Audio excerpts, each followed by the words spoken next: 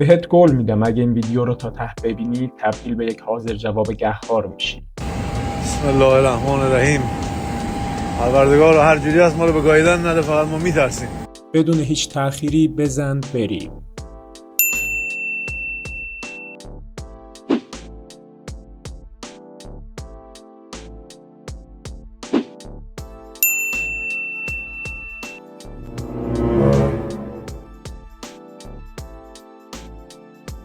به به، یه روز جونانه دیگه.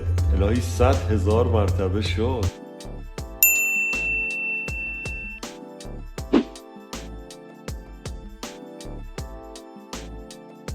برو بلند شو تخم سگ.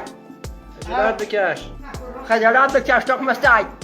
به قرآن یه مشتی میزنم به تو امام کردم. زمان یک چکی میدن که تو روله دماغت خون در بیا. حالا معلوم میشه. حالا معلوم بشه زنگ تخم پاس- سگ زنگ- غلط میکنه. تا زنگ پاسگاه بزنم.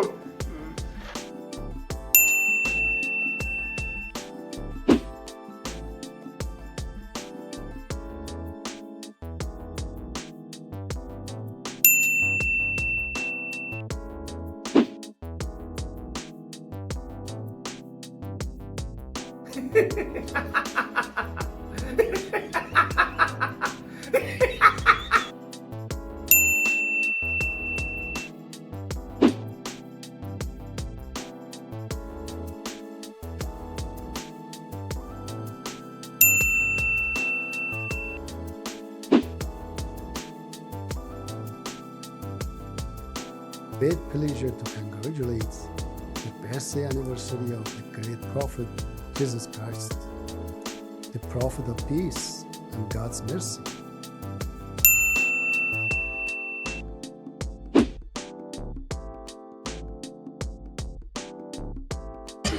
سردار رضای حسن فرزند اکبر کلاس دوم به دبستان سیف.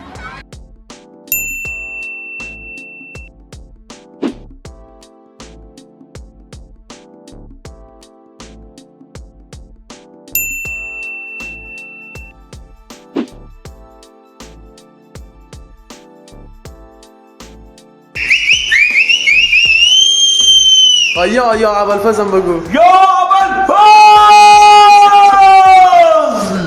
نوکر. دمتون گرم که تا آخر ویدیو با ما همراه بودین. متنای این ویدیو رو داخل کانال تلگراممون میذارم. لینک کانال پایین همین ویدیو تگ شده. حمایت فراموش نشه. اینم ویدیو اولمون بود. دوستتون دارم. تا ویدیو بعدی، خدا نگهدار.